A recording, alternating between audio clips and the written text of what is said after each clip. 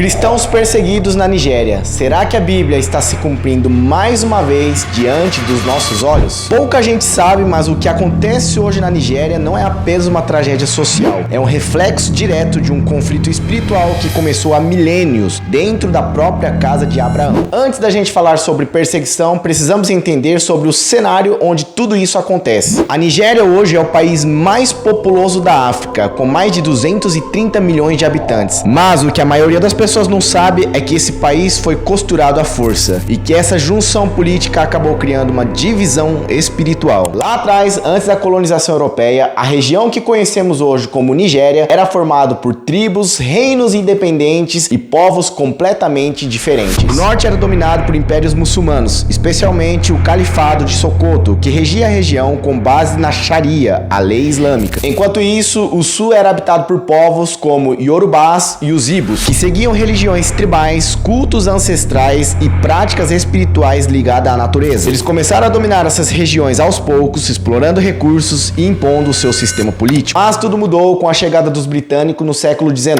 E em 1914, o Império Britânico tomou uma decisão que mudaria o destino espiritual de toda a nação. Unificou o norte islâmico e o sul tradicional em um único território. Chamaram isso de colônia e protetorado da Nigéria. Na prática, britânicos juntaram civilizações completamente opostas, uma regida pela fé islâmica e outra começando a receber a influência do cristianismo europeu. No sul, missionários começaram a chegar construindo escolas, hospitais e igrejas. O cristianismo começou a florescer principalmente entre os povos Yorubás e os Ibos. Enquanto isso, no norte, os muçulmanos rejeitavam qualquer influência cristã, mantendo suas leis religiosas e seu domínio político. Essas misturas forçadas feitas não por fé, mas por interesses coloniais, gerou o que a gente vê até os dias de hoje, um país dividido entre duas crenças, dois mundos e duas alianças. Quando a Nigéria conquistou sua independência em 1960, não foi o nascimento de uma nação unida, foi o começo de uma guerra silenciosa, porque junto com a independência também veio o conflito. O norte muçulmano, fiel às suas tradições islâmicas, e o sul cristão, influenciado pelos valores ocidentais pela mensagem do evangelho. E é exatamente nesse contraste que nasce o cenário de perseguição que nós vemos hoje. A cada ano, centenas de cristãos são mortos, igrejas são queimadas, famílias são dizimadas, tudo em nome de uma fé que historicamente já havia sido profetizado por Deus. Mas para entender o porquê que essa guerra espiritual existe, precisamos voltar no tempo. Muito antes da Nigéria existir, muito antes dos britânicos chegar e muito antes das colonizações. Precisamos voltar até Abraão, o homem que Deus prometeu uma descendência numerosa, e olhar para essa promessa onde ela se dividiu. Mas antes da gente continuar, se você é novo por aqui, seja muito bem-vindo. Eu sou o Guilherme Nagai. Nesse canal eu falo sobre espiritualidade, liderança, desenvolvimento pessoal de uma forma que caiba no seu dia a dia. E se você gosta desse tipo de conteúdo, eu quero te fazer um pedido. Compartilhe essa palavra com o máximo de pessoas que você conseguir, deixa seu like, se inscreve no canal e ative o sininho de notificações. Fazendo isso, você faz com que o YouTube entenda que o nosso conteúdo é relevante e entrega para mais pessoas. Agora, sem enrolação, vamos continuar a nossa história. Vamos falar sobre a promessa e o conflito, Abraão, Ismael e Isaac. Para entender o que está acontecendo na Nigéria e em boa parte do mundo, é necessário a gente voltar até Abraão, o pai da fé. Deus faz uma promessa a ele em Gênesis 12:2. Farei de ti uma grande nação e te abençoarei e engrandecerei o teu nome e tu serás uma bênção. Mas dentro desta promessa havia um detalhe: Sara, sua esposa, era estéril. E o tempo passou, a promessa parecia demorar demais, então, movidos pela impaciência, Abraão e Sara decidem ajudar a Deus a cumprir o que ele mesmo prometeu. Sara entrega sua serva Agar para Abraão para que os dois juntos gerassem um filho. E assim nasce o primeiro filho de Abraão, Ismael, um filho gerado pela carne e pelo esforço humano. Anos depois, Deus cumpre aquilo que prometeu. De Sara nasce um filho chamado Isaac, o filho da promessa gerado pelo desejo do Espírito. E a gente entende que Isaac é o filho da promessa pelo texto de Gênesis 17:21. Mas estabelecerei o meu pacto com Isaac, o qual Sara te dará neste tempo determinado no ano seguinte. E a partir deste ponto, duas linhagens se formam. Ismael, filho da carne, símbolo do esforço humano. Isaac, filho da promessa, símbolo da graça divina. E o próprio Deus profetiza algo sobre Ismael em Gênesis 16:12. Ele será como um jumento selvagem. Sua mão será contra todos e a mão de todos contra ele. E habitará em hostilidade contra todos os seus irmãos. E é aqui que tudo começa a se cumprir. Porque dessa linhagem de Ismael surgem os povos árabes e mais tarde daria origem origem à cultura e à fé islâmica. Enquanto da linhagem de Isaac viria Jacó, que posteriormente se torna Israel, o povo da promessa, a raiz da fé cristã. Vamos entender um pouquinho sobre o nascimento do islamismo e a relação com Ismael. Para entender como o islamismo entra nessa história, nós precisamos avançar quase 2 milênios após Abraão, porque o conflito entre a carne e o espírito não ficou apenas no deserto. Ele tomou forma numa religião, no império e num sistema espiritual. O islamismo nasce do século 7 depois de Cristo, na Península Arábica, onde viviam os descendentes de Ismael. Ali, em meio às tribos árabes, surge um homem chamado Maomé, um comerciante de Meca que dizia ter recebido revelações do anjo Gabriel. E essas revelações foram registradas no livro sagrado do Islã, o Alcorão. E o conteúdo dela é basicamente: existe um só Deus, Alá, e Maomé, seu profeta. A palavra Islã vem do árabe e significa submissão. E o termo muçulmano significa aquele que se submete. E o conceito central aqui é que o ser humano deve se render completamente à vontade de Alá, obedecendo às leis, às orações, aos jejuns, às peregrinações e à guerra se necessário. No primeiro ano, enquanto Maomé ainda vivia em Meca, ele era minoria. Sem poder político ou militar, ele pregava apenas pela palavra, com mensagens de paciência, tolerância e fé. Mas quando foi rejeitado e expulso, fugiu para Medina, onde ganhou força, formou um exército e se tornou líder político e militar. E foi aí que tudo mudou. E as revelações posteriores passaram a falar de guerra contra os infiéis e da expansão do Islã pela espada. O que começou como uma religião de pregação se transformou num movimento de conquista. E em pouco mais de um século, o islamismo se espalhou da Arábia até o norte da África, Ásia e parte da Europa. E a fé islâmica também se tornou um projeto político e o império. E desde então, o mundo inteiro passou a ver o cumprimento literal da profecia dita sobre Ismael em Gênesis 16:12.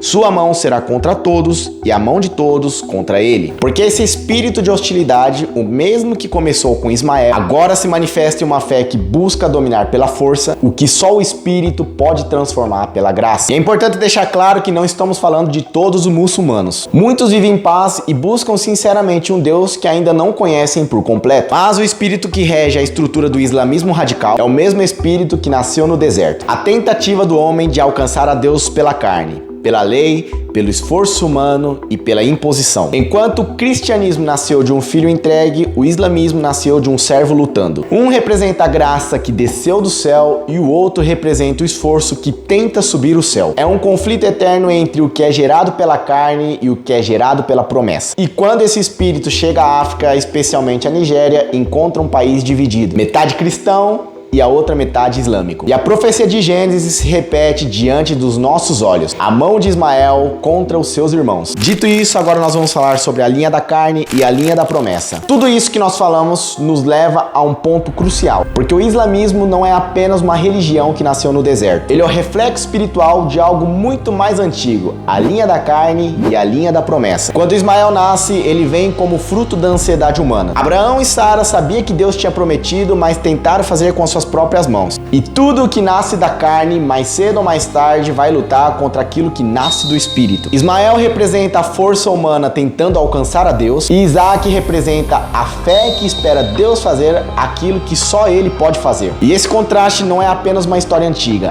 Atravessa séculos e dura até os dias de hoje em sistemas religiosos, em cada governo e até dentro de nós. Paulo escreve isso em Gálatas 4:23. O filho da escrava nasceu de modo natural, o filho da livre nasceu mediante a promessa. Isso é usado como uma ilustração. Essas mulheres representam duas alianças. Uma aliança nasce da carne, baseada em mérito, esforço e obediência à lei, e a outra nasce do espírito, baseado na promessa, na fé e na graça. E é exatamente isso que diferencia o islamismo do cristianismo. O islamismo se constrói através da obediência pela força e o cristianismo se sustenta através da transformação pela fé e pela graça. Por isso que quando nós olhamos para profecias ditas sobre Ismael, em Gênesis 16:12, sua mão será contra todos e a mão de todos contra ele, percebemos que ela não fala só de guerra sobre fronteiras, mas de um espírito que tenta dominar pela força o que só o espírito pode conquistar pela graça. E essa, meus irmãos, é a guerra espiritual que não para. De um um lado, a carne tentando controlar e do outro, o espírito chamando para confiar. E assim como aconteceu com Abraão, o mundo inteiro hoje colhe o fruto que nasceu fora do tempo de Deus. Mas mesmo assim, a promessa continua viva. Ela não depende da força humana porque vem do próprio Deus. É por isso que mesmo entre perseguições, fome e morte, a fé cristã continua a crescer, inclusive na Nigéria. Porque o que é nascido da promessa pode até ser atacado, mas nunca destruído. E é aí que a gente volta para o nosso ponto inicial. Porque enquanto muitos de nós estamos vivendo uma fé cômoda, os nossos irmãos nigerianos estão vivendo uma fé literal. Literalmente arriscando tudo por aquilo que eles creem. E o que eles estão mostrando para o mundo é que a promessa ainda é mais forte do que a espada. Quando a gente olha para a Nigéria hoje, enxergamos um cenário de guerra, mas quando Deus olha para eles, enxerga um cenário de fé. Uma fé que não se dobra diante do medo e que não se cala diante da espada. Nos últimos anos, milhares de cristãos foram mortos, aldeias inteiras foram queimadas e igrejas destruídas. Mas o que mais chama a atenção é que mesmo em meio a tanta dor, o evangelho continua crescendo. Lá, cada culto é um ato de coragem, cada canção é um desafio à morte e cada cristão é o testemunho vivo de que a promessa é mais forte do que o terror. Lá eles não têm o conforto que nós temos. Muitos cultuam escondidos, debaixo de árvores ou até em ruínas. Mas lá todos têm algo que a igreja livre muitas vezes perdeu: a convicção. Enquanto eu e você muitas vezes estamos discutindo por linhas teológicas, confortos, doutrinas, preferências, eles estão adorando com o pouco que têm, mas com tudo que são. E eles provam com a vida dele que o evangelho não se trata de um discurso bonito. É uma causa pelo qual se vive e, se preciso, se morre. Jesus já havia dito em João 15:18: se o mundo os odeia, saibam que antes me odiou a mim. Se me perseguiram, também perseguirão a vocês. E é isso que nossos irmãos nigerianos estão vivendo atualmente, não como teoria, mas como uma realidade. Eles entenderam algo que muitos de nós ainda não compreendeu: a liberdade sem devoção é desperdício. Enquanto eles adoram em ruínas, nós temos templos, luzes e som, e ainda assim nos falta entrega. Eles adoram porque tem Deus, e nós muitas vezes só adoramos quando temos tempo. João 4:23: mas vem a hora, e já chegou, em que os verdadeiros adoradores adorarão o Pai em espírito e em verdade, porque são esses que o Pai procura para seus adoradores. E talvez eu e você conseguimos, através da fé deles, extrair uma lição de que a nossa maior luta não é pela liberdade, é pela fidelidade. E a pergunta que eu quero te fazer é: o que eu e você estamos fazendo com a liberdade que Deus nos deu? Espero que esse conteúdo tenha te ajudado de alguma forma. Se te ajudou, me ajuda também. Já comenta aqui: eu quero permanecer fiel. Compartilhe essa palavra com o máximo de pessoas que você conseguir. Então se inscrevam, pelo amor de Deus, de se inscrever no canal, ative o sininho de notificação e até a próxima. Que Deus abençoe.